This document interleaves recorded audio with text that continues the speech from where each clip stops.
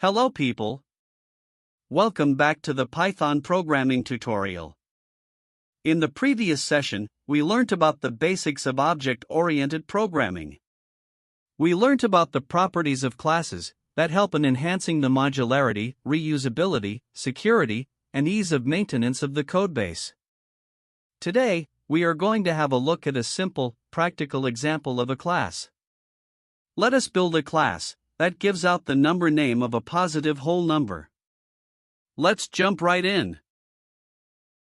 Here is the number name class. Its functionality is to return the name of the number supplied. Let us understand each component of the class. First, naming. Note that the class is named in Pascal case, and the methods are named in Snake case. This is the convention of naming in Python. Next, the constructor method, init. This is the method that gets called when the class is initialized. This is the place where all the instance-level attributes of the class are defined. I say instance-level attributes because there is another set of attributes, called class-level attributes, which are defined outside the scope of all the methods of the class. We shall take a quick detour to understand the difference. Here we have a class called four-wheeler. The attribute n_wheels is called class-level attribute. It becomes a part of all the instances of the class. But the attributes, brand, model, and vehicle type, are instance-level attributes, and they are part of only that instance. We can see that for both the vehicle instances, the number of wheels is 4, despite the fact that it is not set in any of the instances. So, the class-level attributes, which are defined inside the class, but outside the scope of all the methods, are common to all the instances of the class. The instance-level attributes, which are defined inside the constructor, are specific to that instance of the class. But, both instance and class-level attributes can be used anywhere in the class.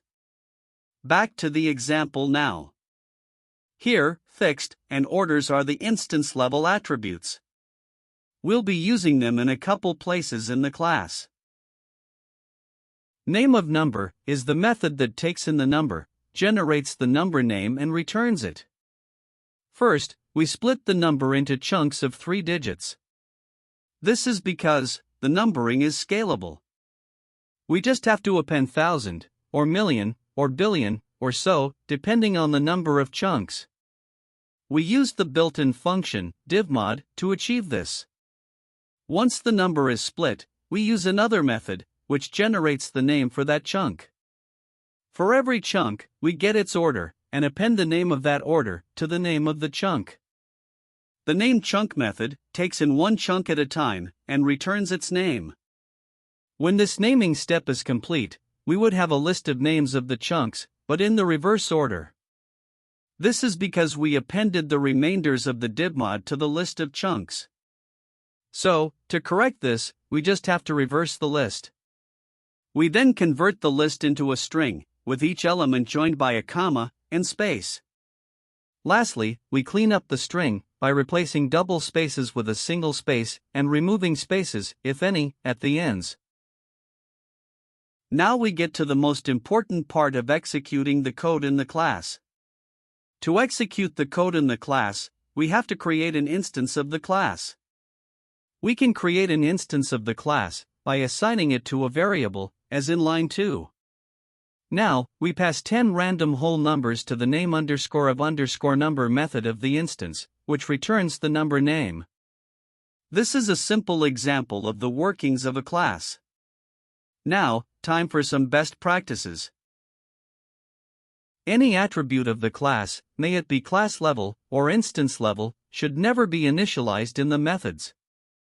The class-level attributes should be initialized outside of the scope of all methods, and the instance-level attributes should be initialized only in the init method. The cleanup method takes in an argument, manipulates it, and returns it. It does not use any attributes of the class. Ideally, it does not have to be a method of the class. In such cases, where a method of a class does not make use of any attributes of a class, we can do one of two things. We can either make it a standalone function and define it outside of the scope of the class.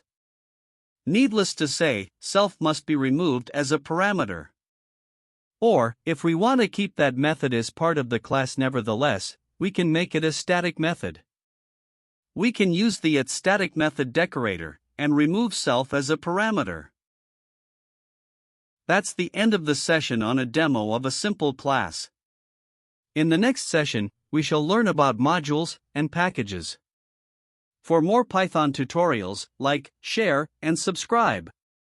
Don't forget to hit that bell icon. I'll meet you again with another informative video. Until next time, happy learning!